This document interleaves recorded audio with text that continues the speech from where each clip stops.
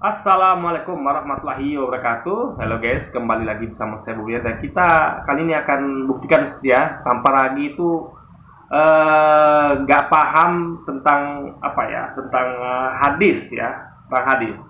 Dia memakai hadis ini ya, hadis Bukhari nomor 3192 dan hadis Muslim nomor 221 untuk untuk mengatakan berargumentasi bahwasanya hadis ini membuktikan bahwa Yesus atau Nabi Isa itu sebenarnya akan membatalkan syariat Muhammad. Karena kan Ustaz Abu Somad ya itu mengatakan bahwa Nabi Isa nanti itu dia akan meneruskan syariat Nabi Muhammad, akan menegakkan syariat Muhammad, akan mengikuti syariat Muhammad, karena dia bukanlah nabi baru, tapi nabi yang diutus untuk diturunkan kembali ya, karena dia kita pertamanya gagal total, dia hendak dibunuh dan dia selamatkan gitu kan. Makanya dia untuk berhasil dia butuh yang namanya Imam Mahdi ya. Jadi seperti yang berhasil Nabi Muhammad itu kan berhasil karena dia punya kekuasaan. Muhammad itu adalah khalifah, dia punya kekuatan sehingga dia bisa menaklukkan Mekah dari tangan kaum Quraisy dan kaum penyembah berhala. Nah, Yesus nggak punya kekuatan seperti itu, makanya dia diselamatkan oleh Allah dan diturunkan kembali ketika nanti ada dalam kemungkinan Imam Mahdi. Jadi Nabi Isa itu mendompleng kekuatan Imam Mahdi, di mana Imam Mahdi itu sudah punya pasukan dan punya daerah kekuasaan, sehingga Nabi Isa ini kuat posisinya karena di backup oleh Imam Mahdi.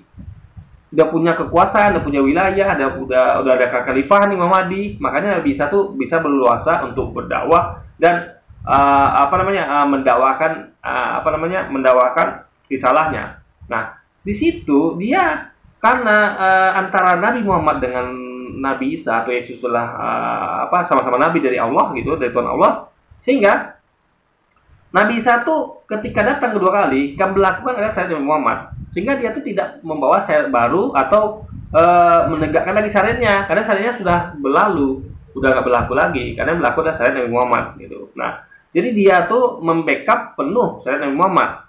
Nah, cuman di hadis ini tanpa lagi mengatakan atau mengklaim, dia sudah membuktikan bahwa justru yang disampaikan Ustaz Somad itu salah ya, bahwa Nabi Isa itu tidak mengubah syariat Nabi Muhammad, tapi meneruskannya dengan mengatakan bahwa dia membebaskan jizyah gitu guys. Nah, jadi hadisnya adalah Rasulullah SAW bersabda, dan demi zat yang jiwaku berada di tangannya, diprediksikan segera turun pada kalian Isa ibnu Maryam bin Maryam sebagai hakim yang adil. Dia akan mengajukan salib, membunuh babi, membebaskan jizyah. Nah, sekarang kita perlu tahu dulu apa itu jizyah. Jizyah adalah pajak dikenakan kepada orang kafir. Kenapa? Karena kita kalau kepada orang-orang Muslim itu namanya zakat. Nah, jumlah zakat yang perlu kita ketahui ya, jumlah zakat itu lebih besar daripada jizyah. Kenapa? Karena zakat itu digunakan untuk semuanya, bahkan untuk bangun masjid juga, untuk pembangunan kebutuhan kaum muslimin, di backup dari zakat. Nah, tapi untuk orang kafir itu tidak disuruh membayar dikenakan aturan untuk membayar pajak yang lebih besar daripada zakat, tapi lebih kecil yang namanya jizyah. Nah, untuk apa? Untuk pelindungan, protection gitu.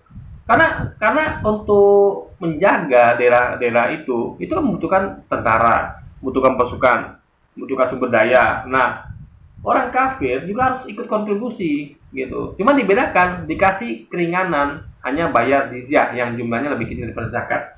Nah, karena mereka tidak mendapatkan fasilitas seperti kaum muslimin, makanya mereka bayar lebih murah gitu kan.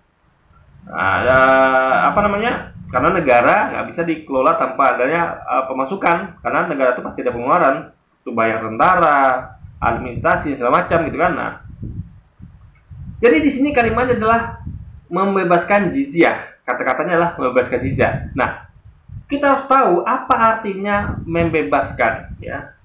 Membebaskan itu beda dengan membebaskan apalagi jizyah. Ini membebaskan jizyah itu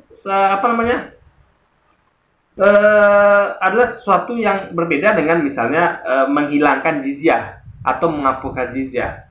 Membebaskan jizyah itu beda dengan menghapuskan atau menghilangkan jizyah. Nih, saya terangkan ya. Nih.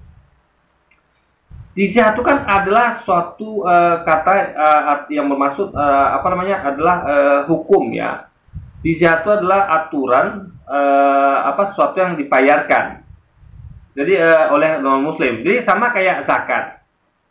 Jadi sama kayak membebaskan zakat. Apalagi ya kayak ya, membebaskan apa ya pajak gitu. Nah, jadi ketika ada kalimat bahwa misalnya gini, pemerintah membebaskan warga negara dari pajak. Apa artinya? Membebaskan pajak kepada perusahaan. Jadi misalnya jadi kan kalimat yang sama, kata yang sama yang dijatuhkan adalah pajak misalnya atau zakat, sedekah. Nah, kita biar paham dimengerti ya, kita ganti jizya dengan pajak. Ya kan? Nah, apa coba Anda bayangkan apa arti kata dari kalimat pemerintah membebaskan pajak? Ya, bisa kepada perseorangan, kepada korporat atau perusahaan. Jadi pemerintah bebaskan pajak. Pajak saya, pajak Anda, pajak perusahaan. Apa artinya?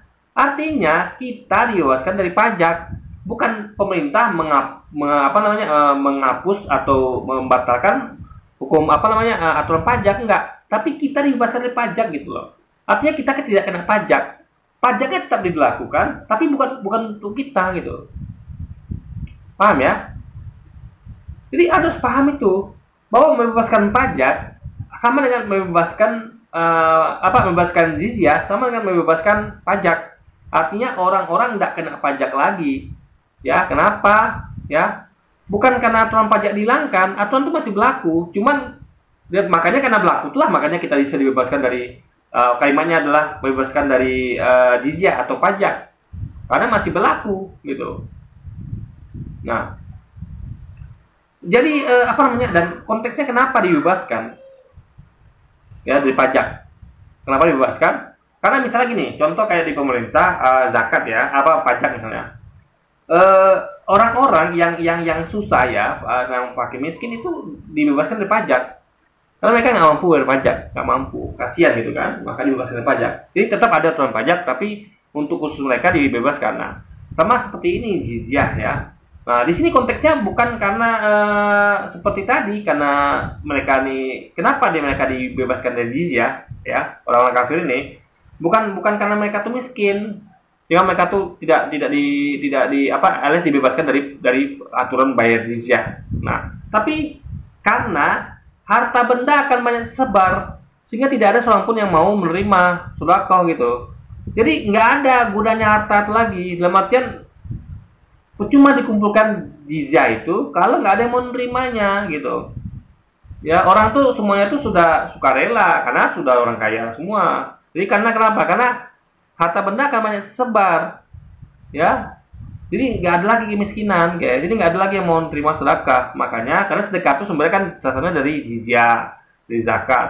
Jadi dibebaskan, jadi nggak karena nggak ada fungsinya lagi. Untuk apa pemerintah mengumpulkan tapi tidak terpakai gitu kan? Nah, jadi itu poinnya. Jadi tanpa lagi saya nggak ngerti, ya kalimat membebaskan jizya itu nggak sama dengan kalimat membatalkan jizya atau menghapuskan jizya, beda. Membebaskan tahanan bukan berarti hukum atau aturan penjaranya itu dihapuskan, enggak. Yang dibebaskan itu adalah bukan aturannya tapi orang-orangnya, ya. Membebaskan penjara. Orang ini dibebaskan dari penjara gitu. Jadi objeknya, orang-orangnya gitu yang dibebaskan.